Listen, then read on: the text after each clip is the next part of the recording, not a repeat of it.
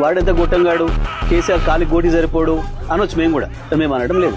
నువ్వు రండవు, నువ్వు కొజ్జవని కూడా అనొచ్చు, మేము అనడం లేదు. మాకు విజ్ఞత ఉంది. నీకు కేవలం అది ఒక్క భాష వచ్చు కావచ్చు, మాకు అన్ని భాషలు వచ్చు, అన్ని అన్ని అన్ని పద్ధతుల్లో మాట్లాడవచ్చు. ఇతరులు చావు కోరుకోవడం అనేది రండగాలు చేసే పని, కొట్టాడేటోడు చేసే పని కాదు. ఒకటి దంతుంటే ఇంకోడు కింద పడి బొర్రెటోడు మాట్లాడే మాటలేదు, శాపనార్థాలు పెట్టే మాటలు. నీది కంపు నోరని తెలుసు, నీది మురికాలో కంటే అధ్వానమైన నోరని సంగతి కూడా తెలుసు. నువ్వు కేసీఆర్ స్థాయి కాదు, ఆ విషయం మొదలు గుర్తుపెట్టుకున్నావు. అని నీది ఆ స్థాయి కాదని మరోసారి నిరూపించుకున్నావు. కూడా ఎందుకైనా కొత్త సర్పంచ్లకు చెప్తే కదా, నువ్వు డెడికేటెడ్గా పనిచేయండి, అందరు కలుపుకొని పనిచేయండి, ప్రజలు మీకు ఇచ్చిన బాధ్యతలను పూర్తిగా నెరవేర్చండి, మీ విజయం సాధించండి అని చెప్పొస్తారు ఎవరైనా. ముఖ్యమంత్రి అంటూ మాట్లాడేటప్పుడు సో ఉండాలి కదా. ఒకటి మాత్రం వాస్తవం రేవంత్, కేసీఆర్ని ఏదో ఈ రాయి కట్టుకొని నిలబడసావు, ఆ రాయి కట్టుకొని నిలబడసావు అని మాట్లాడుతున్నావు కదా.